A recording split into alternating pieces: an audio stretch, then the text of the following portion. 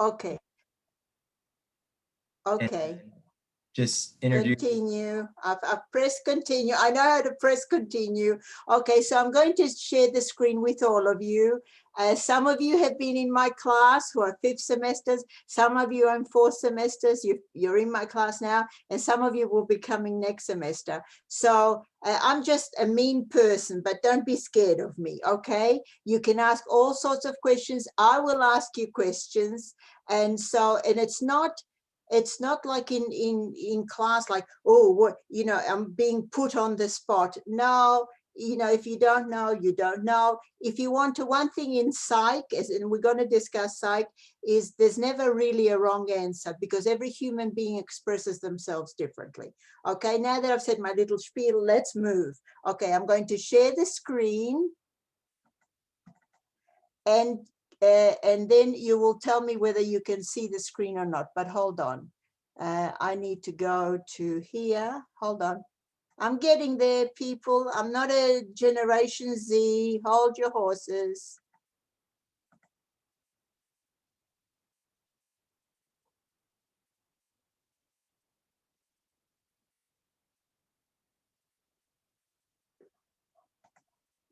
Okay. Okay. Are you able to see this? No? Okay. Hold on. Can you see it now? You can? Okay. So let me just close this up. Is that better? Is that better? Okay. So you all know today is April the 1st, and I know it's supposed to be, what is it, Fool's Day or something. I don't pay attention to that. Okay. So my important thing is, because you're all students and you're all nursing students, and I do know, let me tell you, I do remember the stress that I went through, and I have no doubt you're going through the same stress with a little more pinch of salt on it, because we're going through with this COVID-19, which is a pandemic, which has hit all of us, and especially all of you, particularly with the practicum, and even with the classes themselves. The classes are different. So I'm going to discuss today how to practice good mental health and how to reduce anxiety as a nursing student. I want you to listen to it and write down any and all questions that you want to ask me at the end, okay? I'm more than happy to answer. One thing you will know, the students that do know me, if I don't know a response, I am always very, very honest. I will say I don't know, but I will get back to you, okay? Well, I'll probably get back to you through Jason, and he will, sort of send it off to you, but I hope I can answer all your questions. So to start off with, overall good health is not possible with good mental health. Now, why do I say this? Because just take, for example, a simple example, when somebody has got depression or even mild depression or even anxiety, like when you're anxious, you think about it, because I'm not asking you because I'm giving the lecture, but I would like to ask you, when you are anxious, do you feel like eating more? Well, some people tend to overeat when they're anxious. Most people don't eat. They're not interested in food, right? You starting to lack sleep, because anxiety will not allow you to sleep. And if you start lacking sleep, all sorts of things start going bad in your brain. This is the organ we're talking about here. This is the conductor of the orchestra. This is the brain. And therefore, you will not have good health. You won't have good health hygiene. You'll probably not want to wash your hair. You won't even want to have a shower, because you won't care, because there's other things that are bothering you. So you need to have good mental health to have good overall health, okay? So what does mental health mean? Mental health means that it's a state of well-being, that you can think clearly, right? Where you can realize, okay, today has been a bad day for me, and I will only do this and that. And then tomorrow, maybe I'll go to sleep early or go to sleep whenever, and I'll get up at 5 in the morning and try to catch up. That is attributed to good mental health. When you don't have good mental health and you become overwhelmed, you might sit down in a corner and cry, right? Because it's out of anxiety. You don't know what to do. You're not able to, your brain is not able to logically sort of factor in what should be done. So you're not in good mental health, right? You might stay in a corner and cry. You might not want to go out. You might start getting cramps in your stomach, gastrointestinal problems, and all many times it's psychological infector because the brain is working, it's in a panic, like the brain is saying, I don't know what to do, I don't know what to do, right? So that is not good mental health. So mental health is when you have a situation and you step back and you think, okay, this is a problem. It's overwhelming. It's over my head, but let me see what I can do today, even though I might miss this or that, and then continue with something else tomorrow. That is good mental health, okay? Where you are in control, where you are in control. Now, also good mental health, what the attributes are that you can cope with normal stresses of life. What are normal stresses of life? For example, we just talked about you're overwhelmed, let's say, with schoolwork, with your nursing program, right? But you can deal with it. It's a normal stressor, right? Because that's a stressor, but you're creating it where you can handle it. There are other things, for example, where you can cope with normal stresses. Many people, both young, middle-aged, and old, it doesn't matter, they break.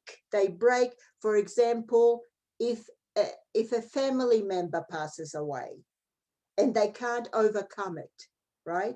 Or if a pet passes away and they can't overcome it, that is not being able to cope with a normal stress in life, because these things happen. Life is not all lovey-dovey and let's all tip around in the tulip field. Life is beautiful, but it's difficult many times, and you have to be able to deal with this. That is good mental health. And also to work productively. All of you are working productively, because look how far you've reached in your nursing program. That is working productively. That is working where you are trying, you've got a goal, you've got a focus, and you're getting there, and you're getting there. That is working productively. And that will, of course, reflect once you start working in the field as an RN. So also, when you have good mental health, you can contribute to the community. Now, how do you contribute to the community? Maybe by volunteering. I'm not saying right now because of what's happening, but by volunteering, you are contributing to the community. And most important is to have a capacity for rational thinking. Once you start having anxiety or depression, which are the main diagnoses for most of the people around the world, not just here in Chico, around the world, is when you are unable to think rationally. For example, I'll give you an example. When COVID broke out in March of 2020, well, it was at the end of February of 2020, and we closed the schools and we all had to go into Zoom. Well, before we did that, I was very concerned because none of my students in that class of 40, they said anything. And I wasn't sure whether I should say something. And in the end, I thought, yes, this is something that is happening here and now, and it's affecting each and every one of us. And when I opened up the conversation in the class, there were many students that were very fearful. They were very scared. And so therefore, their capacity for rational thinking was not really that possible. Because when you start having fear within you, your brain cannot rationally think. And so we did discuss this, and one student, he was very brave, and he said, I'm very scared. And you know, I thought I respected him very much because he had the courage to say that. And I said, okay, well, being very scared and having fear is not going to solve the problem, right? Having fear is not going to solve the problem, and you won't be able to think what to do. I said to him, step back for a moment, take a deep breath, and start thinking, what can I do for myself and for my family that will sustain us and keep us safe? I said, and by thinking positive, you're going to start thinking rationally, and therefore you're going to be making good decisions. Now, just because you think rationally doesn't mean that all your decisions are perfect. No, I've made plenty of rational decisions and they were wrong. I mean, I'll be the first to admit that. But the thing is, you're able to think rationally, and that's important. Also, what's very important, and this is what we teach in fourth semester, but like I said, I was at a meeting just before with faculty, and one of the things that came up is communication skills.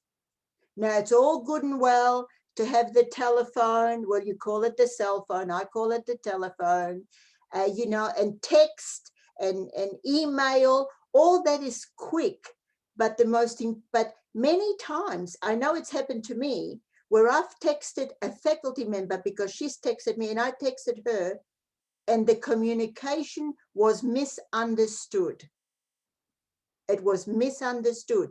Now, just because you're all very young, Z generation, doesn't mean that your friends and your peers will not misunderstand you. Sometimes they will misunderstand you. That's why it's so important to actually speak to a person. So many of my students know if they need to speak to me, we either go on Zoom, or if they send me a text, sometimes I return the text, but much of the time they get surprised. I press the button and I call them right there and then. Because when you speak, you'll be able to hear my tone, my voice, whether it's high or low, whether it's strong, whether it's angry or not angry. You'll be able to decipher. Many times when you read text, you are reading from your brain and you might read it incorrectly with the tone. I mean, with it, of course, you can read the words. I understand that, but you might read the tone incorrectly. So communication skills, irrespective of how we are going to have as many technological advances, maybe as being able to have a car that actually flies from one place to another instead of driving it, you still have to have human-to-human communication. All right? When you have good mental health, you also have the ability to learn and to be productive. And again, I point my fingers at all of you. You have the ability to learn. Look how far you have reached in your education. Because nursing is, when you go into the program, it's very, very grueling. I'm sure I don't have to tell you that you know it by yourself, right? It's very grueling. And yet some of you, I think, or maybe many of you, are even working to sustain yourselves. So you're being productive as well. That takes a healthy mind, a healthy brain. If you don't have good mental health, you wouldn't be able to achieve all that. Also, what's important when you have a good mental health is to be able to grow emotionally. And what do I mean by this is what I talked at before, and that sort of flows into resilience, is that if things happen in life, you know, I just wish that for all of you, for all you young people, that the worst in your life that you'll ever come across is this pandemic and nothing else. But we don't know what tomorrow holds. Look at the previous generation. They had 2 world wars, and then they had the Korean War, and goodness, and the Vietnam War. And this is very, very hard on the human psyche. So you have to have resilience, because many people broke down. Just like now, I know it's not being spoken too much, maybe some of you have heard, but the soldiers that were sent to Afghanistan and Iraq, many of them have committed suicide because their resilience is not strong enough. What the horrific things that they saw overseas has been mulling in their brain, and their resilience, their insight to say, well, look, you know, I was a soldier, I had to do that. It overwhelms them, and they commit suicide. You have to have very good self-esteem. If your self-esteem starts going down, you will be lost. You need to be proud. You need to be proud of who you are and what you've achieved, and don't let anybody, and I mean anybody, I'm not going to mention this person, this family member, that family member. You should not allow anybody to touch your self-esteem. And you need to, if they say anything, oh, well, you didn't achieve this, you need to cut them short, because there have been too many studies where parents who have not achieved what they wanted to want their children to achieve it. And if you don't achieve it, they say, well, you know, we've invested so much in giving you this and giving you that. Well, too bad. You invested, you wanted to. But you are your own person. You are your own person. That is good mental health. It doesn't mean you have to be rude, right? But you have to say, we have to stop talking about this. You have to make sort of draw a line in the sand. You absolutely have to, because your self-esteem, you should be, each and every one of you that's here, and other students that I talk to, the fact that you've achieved all that you have achieved, you should have very high self-esteem of yourself.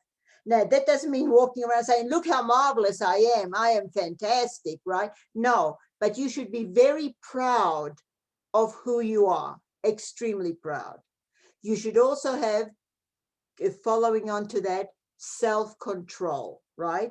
Like if somebody wants to touch your self-esteem, you have to have self-control, not scream, not say rude words, but be very respectful, very professional, say, no, I know who I am, I know what I've achieved, we are not discussing this, because I know who I am. Okay, so it's very important to have not to allow anybody to touch your self-esteem. Okay, because as far as I'm concerned, and I hardly know you, each and every one of you, I really hold in very high regard because of what you are doing and what you are achieving.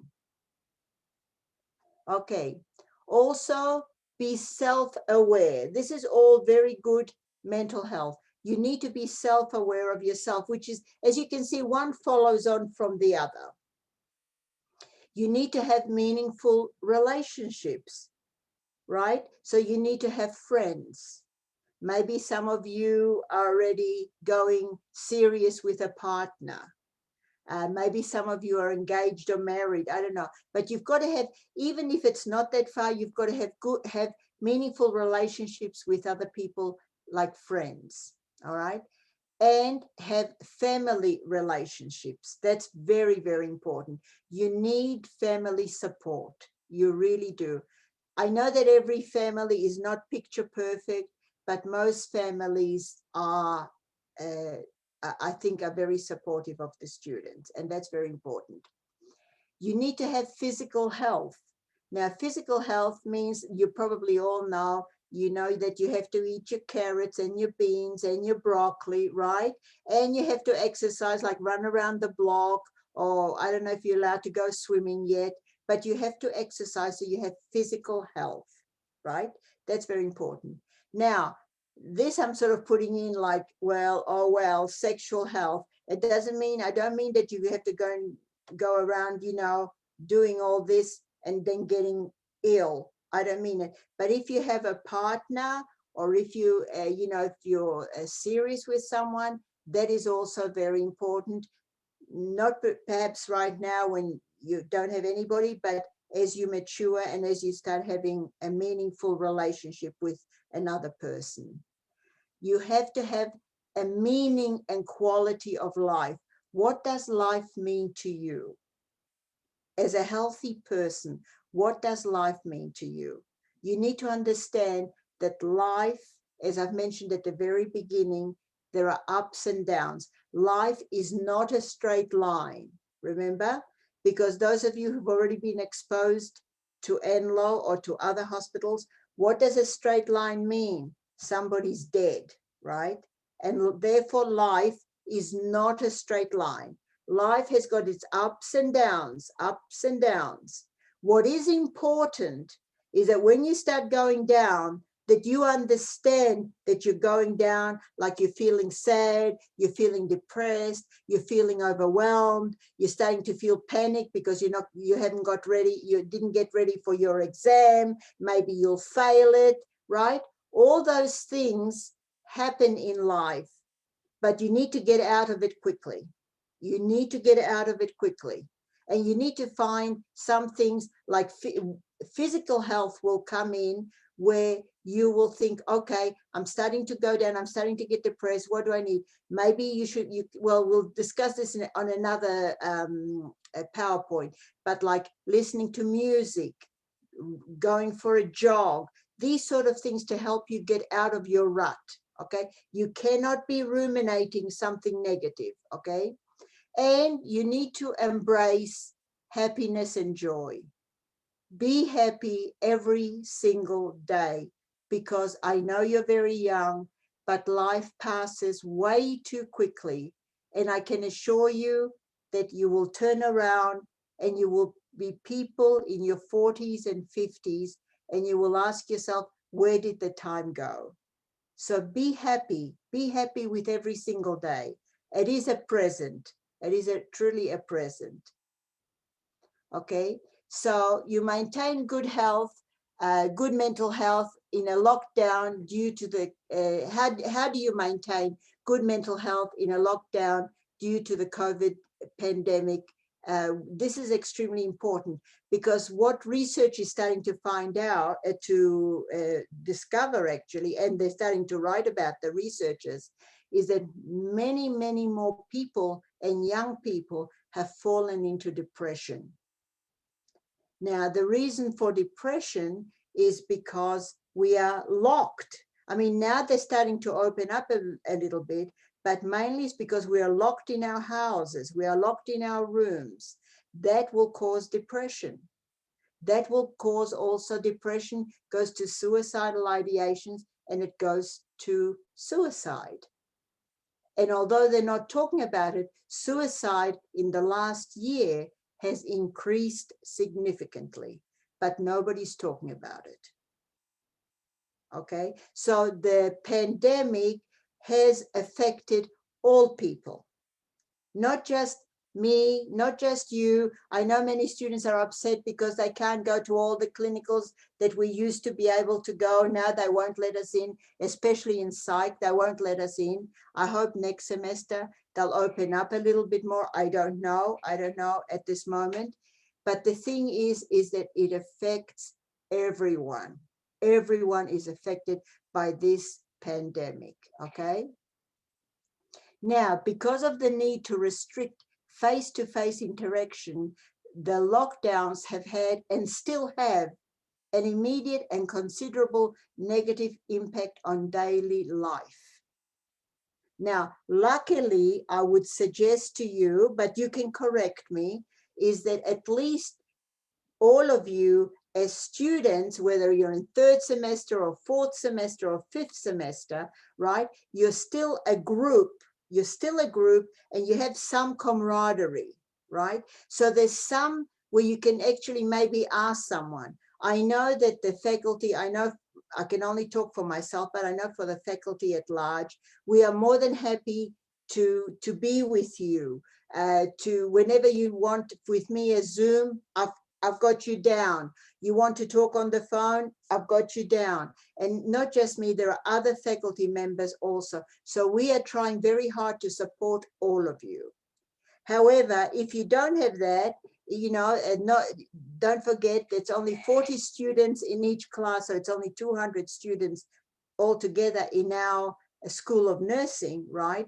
But everybody else out in the community, this type of lockdown is, I understand that we have to, that's the way we know perhaps that we're controlling the virus, but it also leads to anxiety, depression, PTSD, and specifically substance abuse, because people are trying to help themselves. So they think that one way of solving part of the problem, because they're locked into their home, they can't go maybe down to the bar or to a restaurant, they start using alcohol.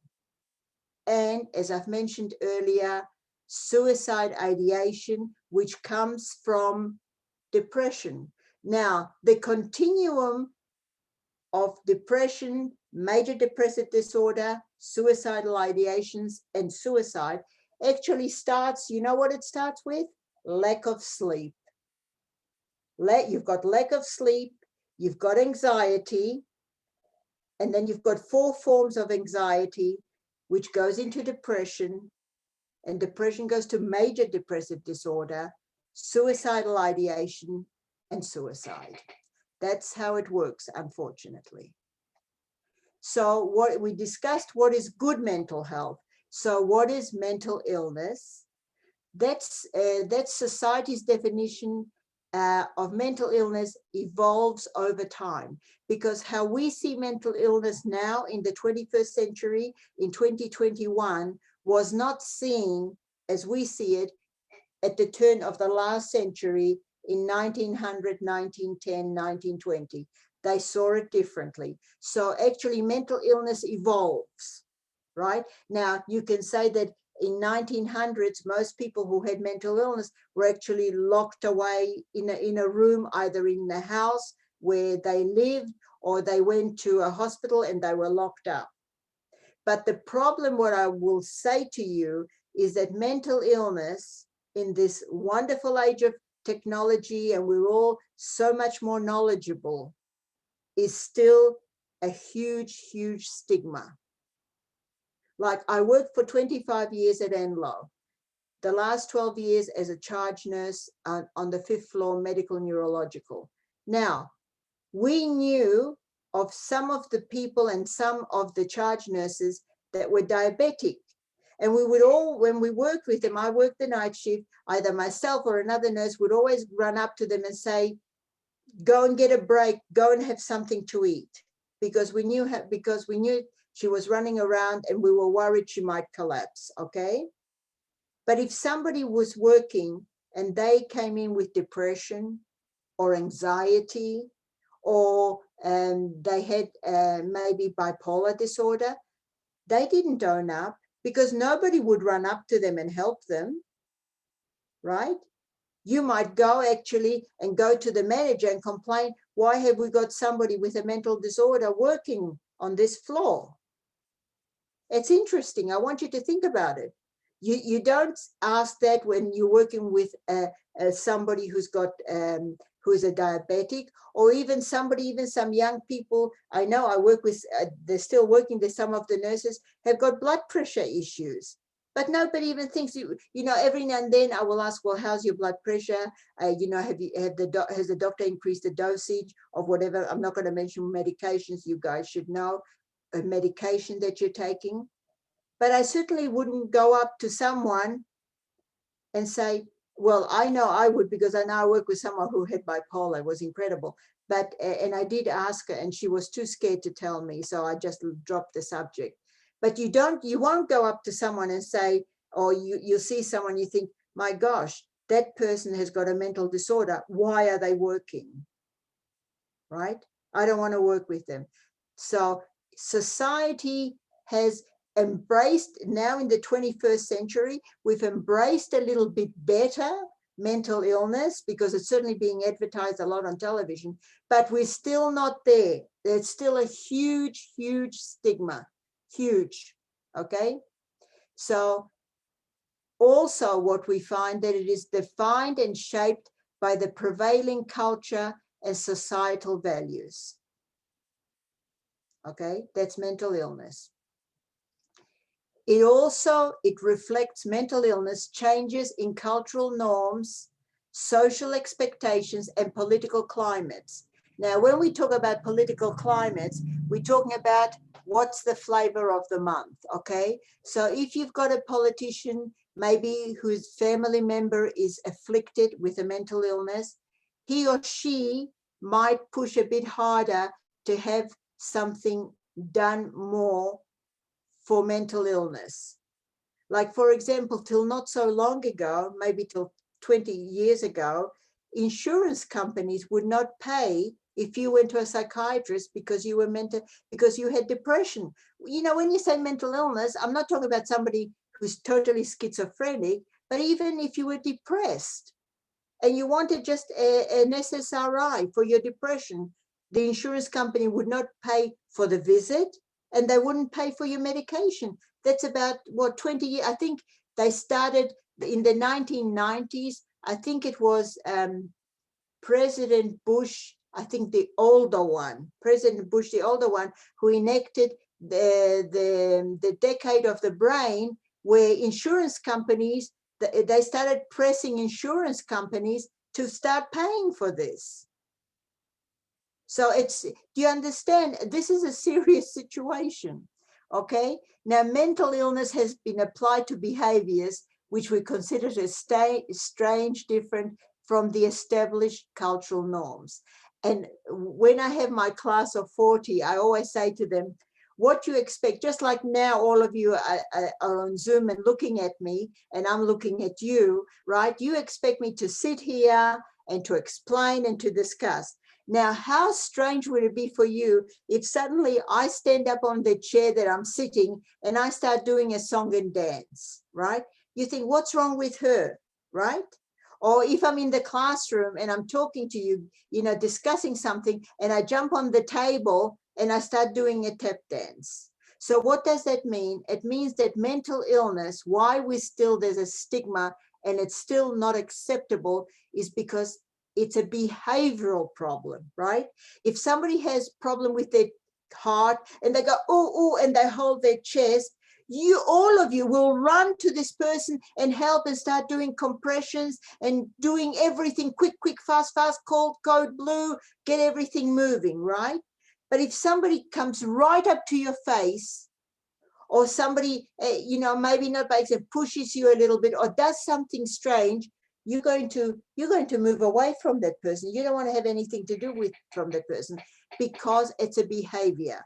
And unfortunately, mental illness, the only way that it is expressed is through behavior. Just like a heart attack is expressed where somebody collapses and you have to do CPR, right? So mental illness is when your behavior is not acceptable by the community. And that's why people shy away from it. Now, mental illness refers to all psychiatric disorders that have a definable diagnosis. Okay, so we're talking about schizoaffective disorder, Alzheimer's or dementia, schizophrenia, we've got depression and anxiety, right? So all those are defined as mental illnesses. And of course, you've got also, you know, if you're hypochondriac, that's also a disorder because it's a brain disorder. Anything that's got to do with the brain is a mental disorder.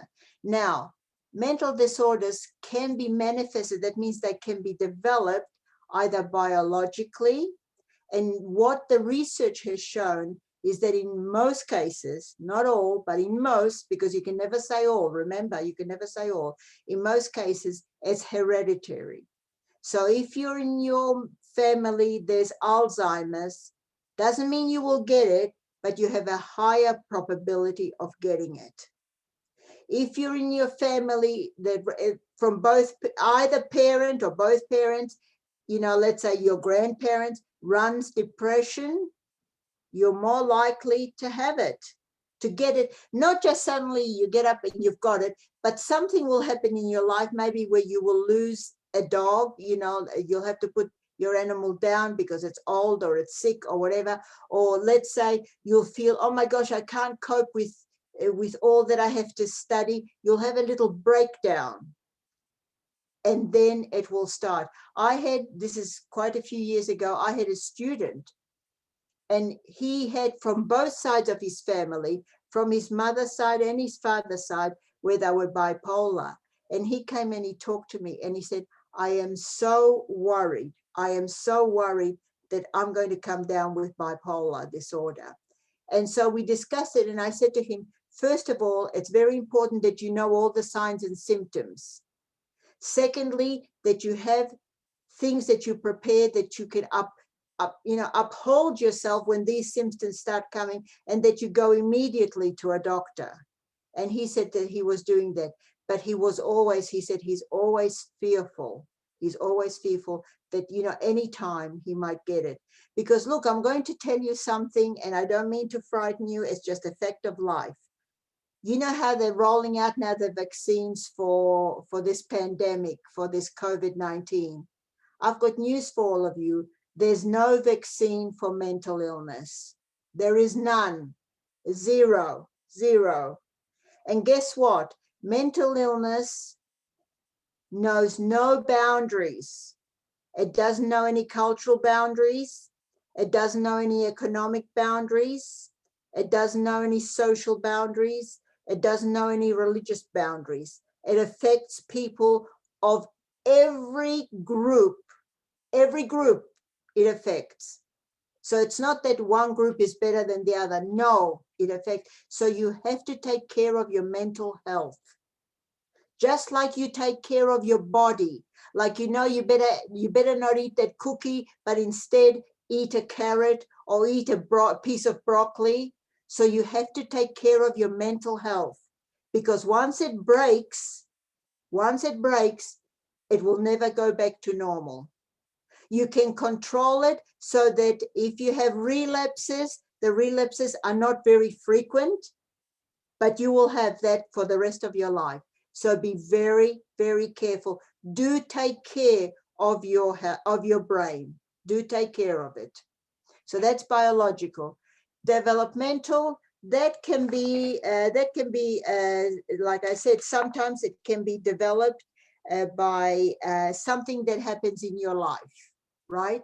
For example, the soldiers that we've sent overseas and they've come back with all these PTSD and traumatic situations in their mind.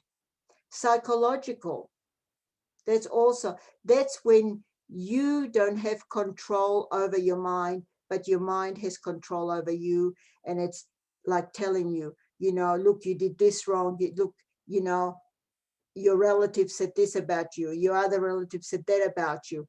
You need to cut that out. That's called rumination. And that's not worth one split second in your brain, because it will affect you. You need to throw, like I tell my children are adults, they're in their 30s. I say to them, throw it out the window. Now, it's easier said than done. I'll grant you that, but you have to practice to get it out, okay? And then environmental. What do we mean environmental? It's what we discuss now, for example, the pandemic, right? That's environmental. Also, for example, if you come from extremely poor financial situation, your family, that is an environment, and that will also affect your psyche. All right. So what are the facts? Now, these are pretty serious and sad facts, let me tell you. Okay. So mental illness is very common for a start. Okay. About 1 of every 5 people will experience mental health conditions in a given year. And I think there's more than, I can't see all of you because I've got this thing on, but I'm sure there's more than 5 people in this meeting. And guess what? 1 in 5 is going to experience a mental health condition. That has been proven without a shadow of a doubt by scientists. That's not, believe me, it's not what I say. I wish everybody good health. Now, this type of mental condition includes anxiety, depression, bipolar disorder, and schizophrenia. And of course, I didn't add in there Alzheimer's because that's more for the elderly people. Now look at this, 18% of Americans have an anxiety disorder, 18%. So if you take a class of 40, what's 18% of 40? Can someone work it out? I think 20 will be 25% is 10. It'll be, I think, like 6 or 7 students. 6 or 7 students in your class in 5th semester, in 4th semester, in 3rd semester, in 2nd semester, in 1st semester are going to have an anxiety disorder. What does that mean? Many of you, all of you actually are anxious, but most of you are able to control it. You're able to control it. Your brain is healthy enough to control it, but others won't have that. 7% will experience depression. Now, when I'm saying experience, remember I told you these things. Once you get it, it doesn't go away. I've got news for you people. I'm not trying to frighten you. It's facts of the medical psychiatric profession. These things don't go away. 2.6% of Americans have bipolar disorder, and 1% of Americans have schizophrenia. Okay? When you take 1% of 300, I think we've got about 340 million people in the United States. That's, if you take 1% even, that's a lot of people who are schizophrenics. A lot of people. Okay, myth. Children and teens do not experience mental illness. That's not true. And let me tell you, when I studied this before, I was in shock. I really thought that children and teenagers would not have mental illness. But guess what? I was wrong. I was wrong. This research, the science says different. It says that 1 in 5 teenagers have or will have a mental illness. That's way too much. In 50% of adults who have a mental health issue, the first sign shows up at before the age of 14. Before the age of 14. And where did I get this information? From the US Department of Health and Human Services, 2020. We're not talking about the year 1900. We're talking about the year 2020. So how do we develop anxiety? Because you remember, in the end, we're going to learn how to reduce it. So anxiety actually is a universal human experience. Every human being, no matter where they live on this earth, are going to have some form of anxiety. And it states that it's one of the most basic emotions that humans experience. And I think that all of you, I'm going to say, I'm going to stretch, put my neck out on the chopping block, but I will say to you that pretty much all of you have experienced some form of anxiety. It's a feeling of apprehension. You start feeling uncomfortable, like it says here, uneasiness, uncertain. You're uncertain about something, all right? And dread results from the perceived threat. This is what I saw with my students at the beginning of March 2020. There was a dread. They were fearing what we were walking into. We didn't know what we were walking into, okay? So fear is a reaction to a specific danger. That's fear. Anxiety, on the other hand, is a sense of dread. You just feel uncomfortable, related to something that's unspecified or unknown. And just as I mentioned, last March, my students, and I call them my students, if you'll be in my class, you will be my students for that period. My students had a sense of dread. And what was the anxiety? We didn't know what we were getting into. You know, there was all this talk, you know, people are dying overseas, they're dropping dead. Is it going to come here? Who's it going to affect? So it's anxiety. But we don't know what it is. Whereas fear is actually, for example, at night, if you're walking in the street and you see a group of people in a corner, your heart might start racing because it's fear. You don't know if you can walk past these people and they'll leave you alone or they will attack you. That's the difference between anxiety and fear. Now, anxiety enters the core of your personality and it erodes feelings of self-esteem and personal worth. Once you start fearing, you no longer feel that I can do this, doesn't matter how terrible, whatever's happening, there's flooding in the street, but I can handle this. I'll do my best. This starts going out the window because the anxiety takes over. Anxiety takes over. So be very careful with anxiety. Now, normal anxiety, this is in any book that you will read, says is a healthy reaction which is necessary for survival, right?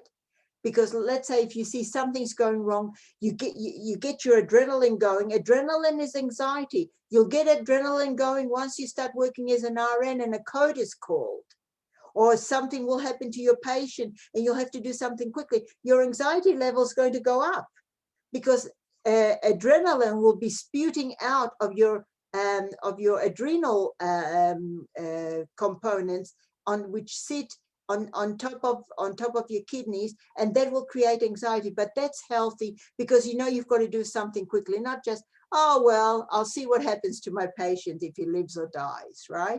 So that's important. Now, anxiety, you need to know, has 4 components or 4 types. First, you've got your mild anxiety, and this is an everyday situation. It's when something occurs, right? When something occurs and a person is able to problem solve. And that's the most important thing. You've got to be able to problem solve the situation. Then the anxiety is okay. Many times I become anxious and I think, okay, so how do I resolve this problem that's creating my anxiety? Don't think that I don't have anxiety. Yes, I do. Yes, I do.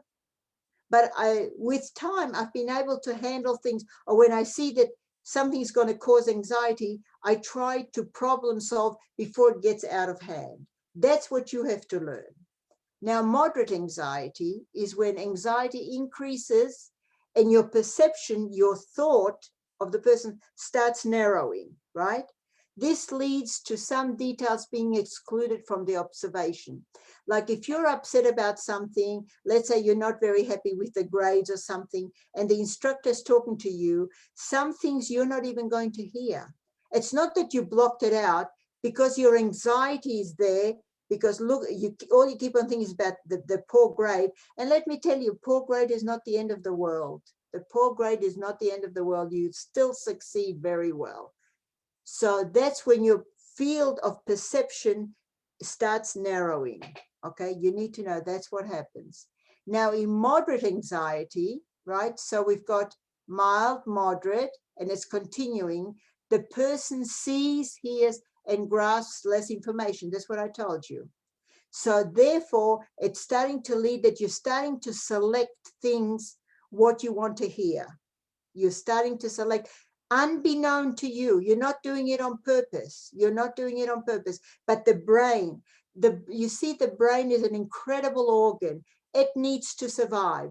And when anxiety sets in here, the brain needs to survive. So to survive, it starts throwing things out, starts throwing to survive, right? Now, the human sympathetic nervous system, that's each and every one of us has that, becomes very alert, and you're going to start feeling tension. So you might have neck pain, or you might feel you're clenching your teeth. That's what's going to happen during that time. Your heart rate, although you won't realize it, is going to start beating faster. Your respirations are going to go up a bit more, right? And some people might feel that they need to go to the bathroom. Why? Because it's the nervous system and it's starting to press everywhere. And when it's starting to press everywhere, you've got nerves in your bladder. And so when it's starting to press there, you're starting to think, oh, I need to go to the bathroom. And then you've got severe anxiety, right? And that's the perceptual field is significantly reduced. And a person who's experiencing this type of anxiety focuses only one particular detail. Now, usually in severe anxiety, between moderate, it's very hard to distinguish between moderate and severe, but it tends to be more in severe, is when people are told by the doctor that they have cancer. that suddenly the field of perception, or the perception field, just narrows, and they hear only one thing. And this is why it's important that somebody else comes with them to hear what the doctor has said, okay? Because they will not hear, they will only hear one thing, and the only thing that they will hear is that they have cancer. They're not even going to be able to, okay, the sun's coming in this way. They're not even going to be able to hear that maybe it's only stage 2, you know, where we can get hold of it. If we do chemo, or if we do radiation, or if we do surgery, they're not going to hear any of that. All they're going to hear is the diagnosis. So you need to, why do I say this? Because as nurses, you need to be aware of that, okay? Now, when you're in severe anxiety, you need to be aware that learning and problem solving are just not possible. They're just not possible at this time. Okay?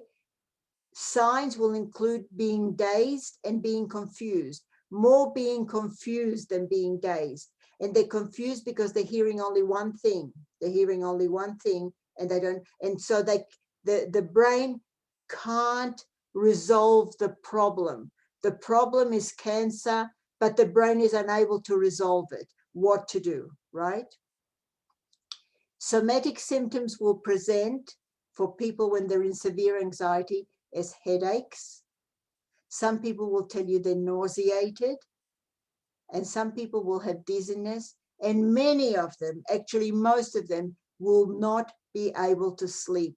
They're going to start having erratic sleeping patterns, which is going to add more, it's going to compound more to the problems that they already have. And then the last stage of anxiety is panic.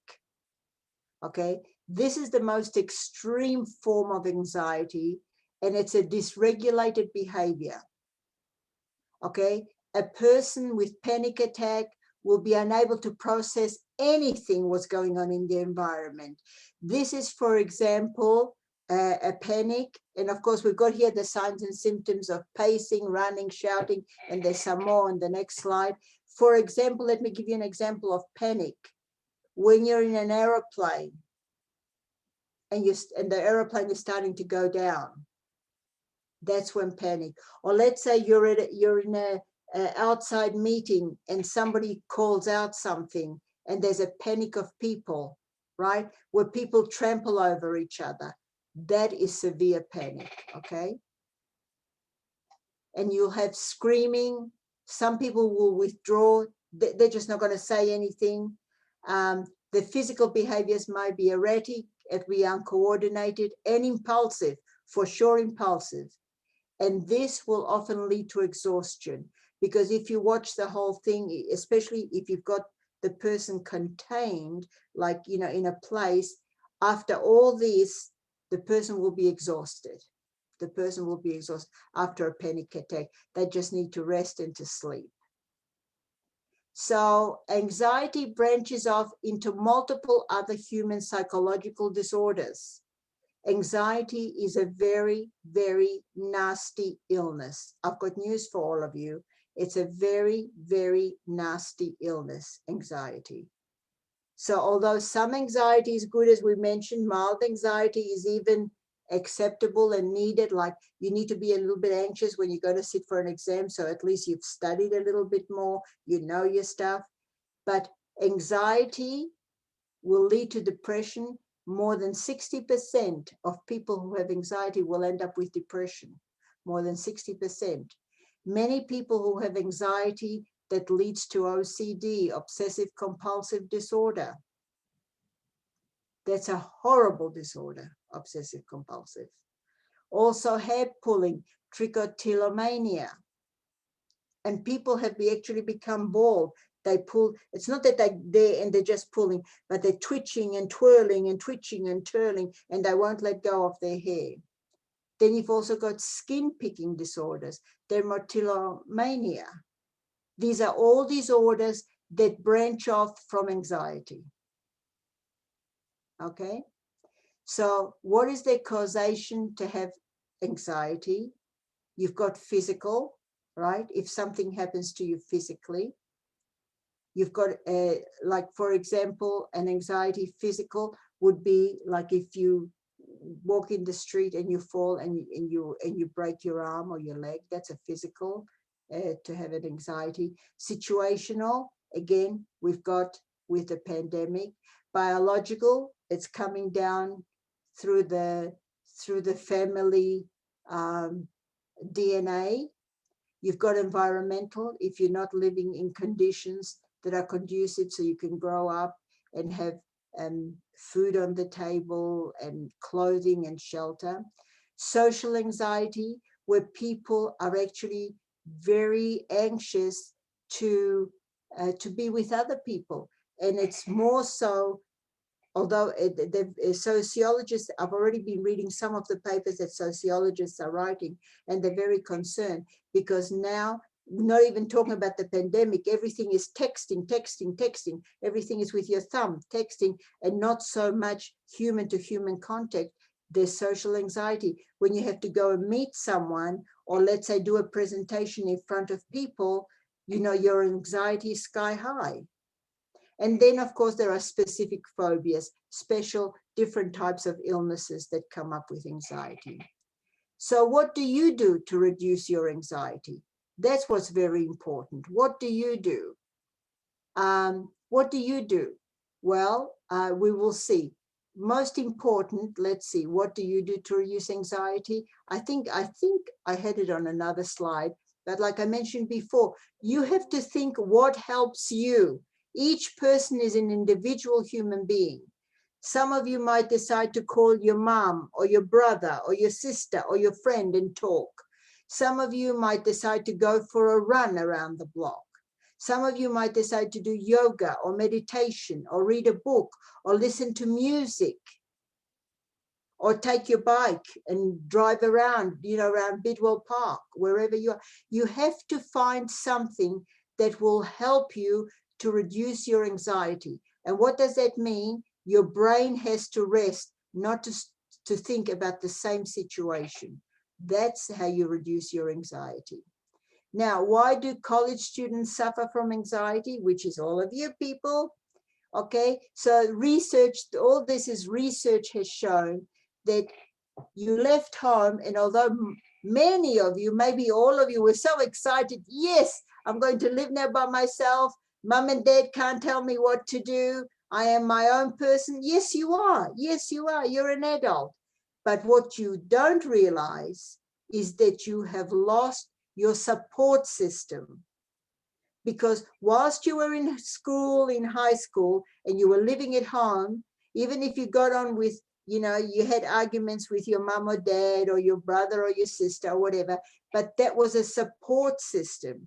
You had friends, you had other relatives, cousins that were supportive. Once you come to a university, you're pretty much by yourself, unless you come from with someone from the same town or the same group of people that you were in when you were at home. You have to navigate new and demanding academic experiences. What you have to learn at university, I don't think you can compare to high school, even though you probably complained in high school, you have a lot to do. Well, you have multiply that by 100, what you have to do at university. University is a total different kettle of fish. And here you are by yourself, having to deal with it, okay? Now, if you are shy, and a lot of people are, and there's nothing, you know, oh my gosh, you know, there's nothing wrong. It's a normal thing. Many people are shy. You need to start creating new contacts. You need to start adapting to your new social skills to communicate.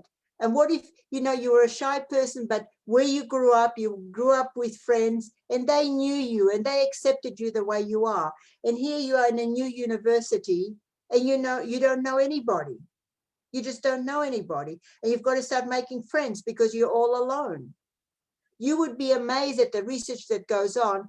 I'm talking about UCLA, where they take in something like, I think, 20,000 students each year they take in. It's such a huge university. How many people students are lonely there with 20,000 people there. How many students are lonely? It's amazing. Now, if you have poor social skills, you're going to end up being lonely. Lonely is terrible.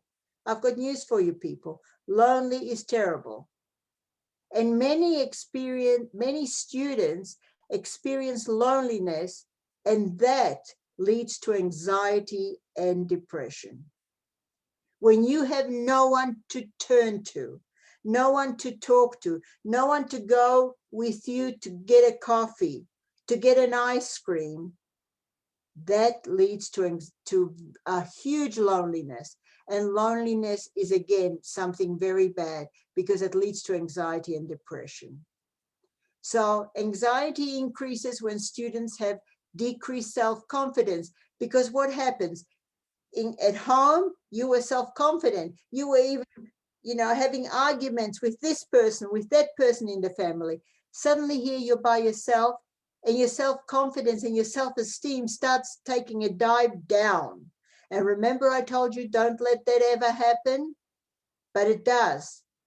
And why? Because suddenly you're by yourself, and see, it's just like in class, you think, oh my gosh, if I make a mistake, if I say the wrong response, what are the rest of the students going to think of me?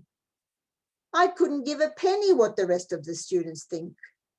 Couldn't give a penny, because I'm sure many of them will be saying the wrong answer anyway. So you have to be careful.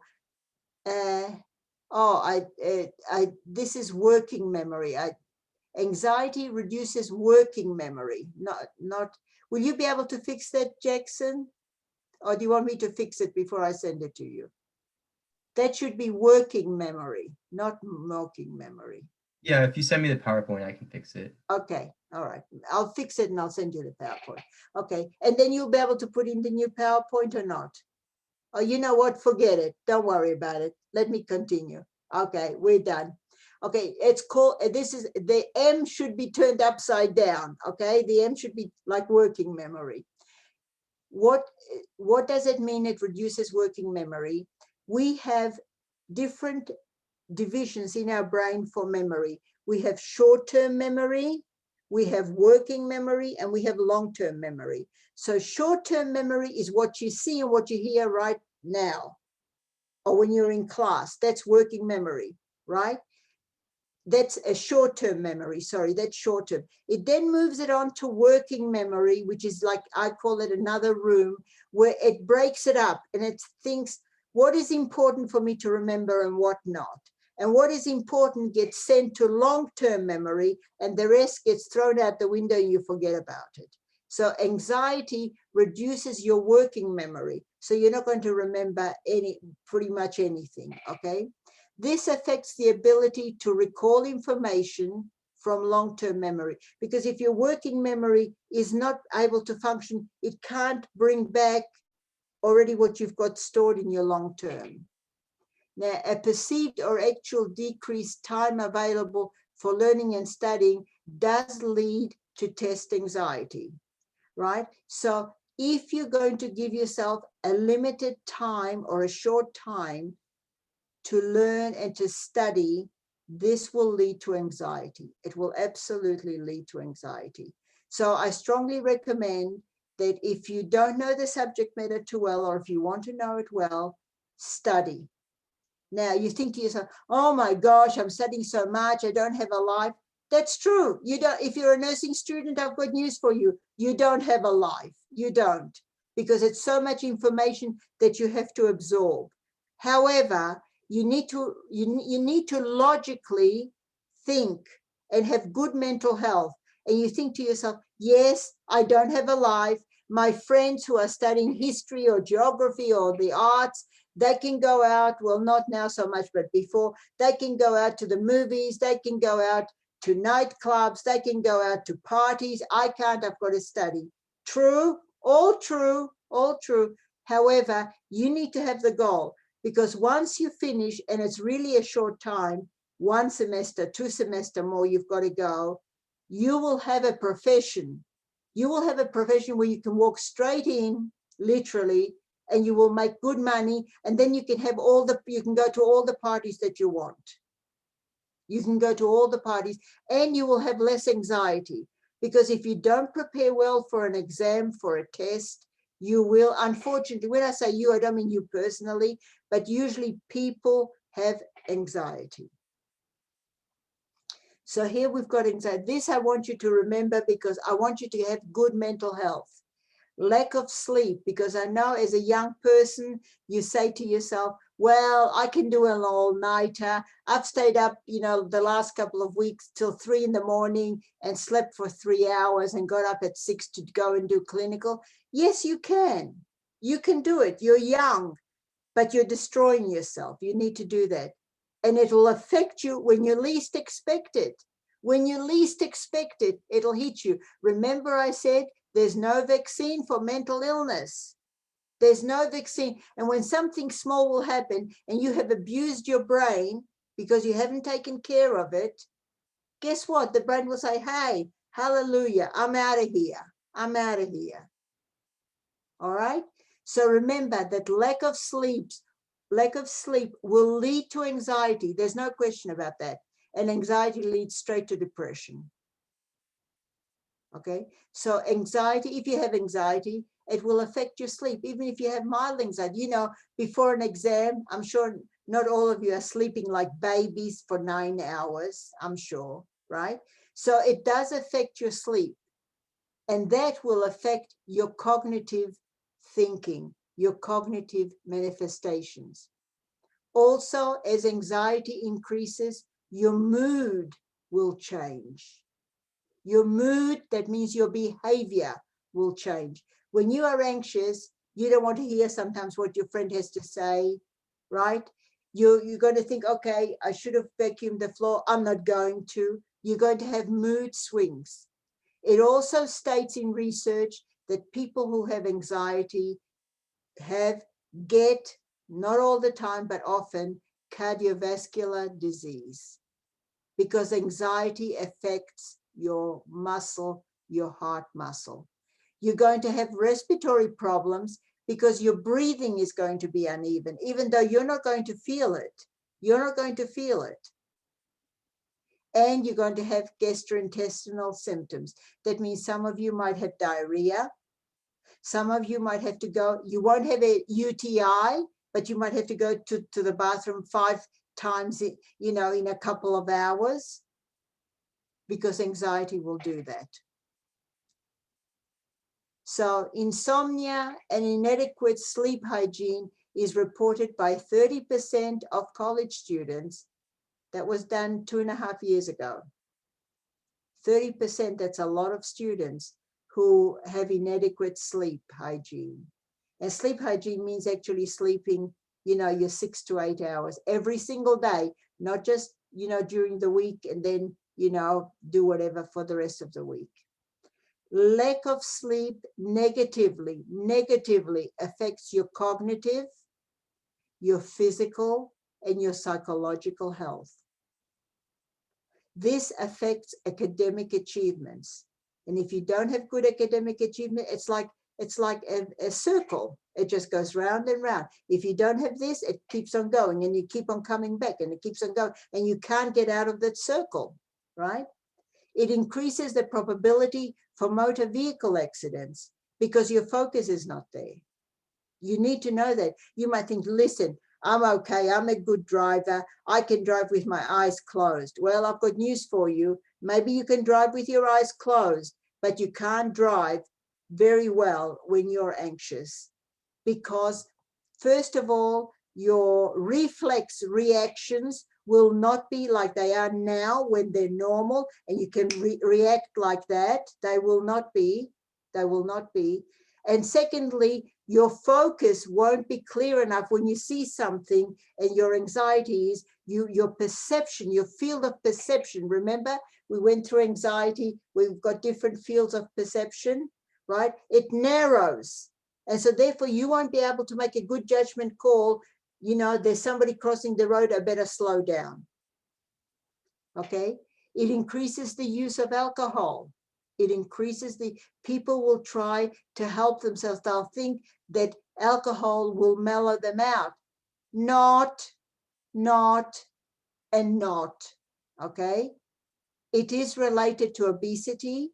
People who have got anxiety, not all, but a large number, either eat less or eat more than they should eat.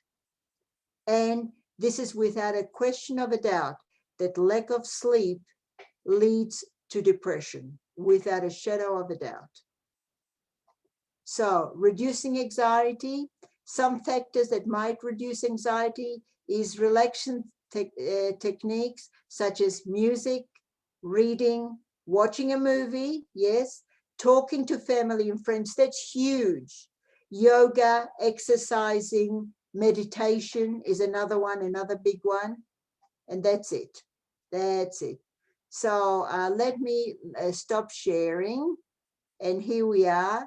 And you're more than welcome to ask any questions that you would like, and I will answer whatever you're interested in.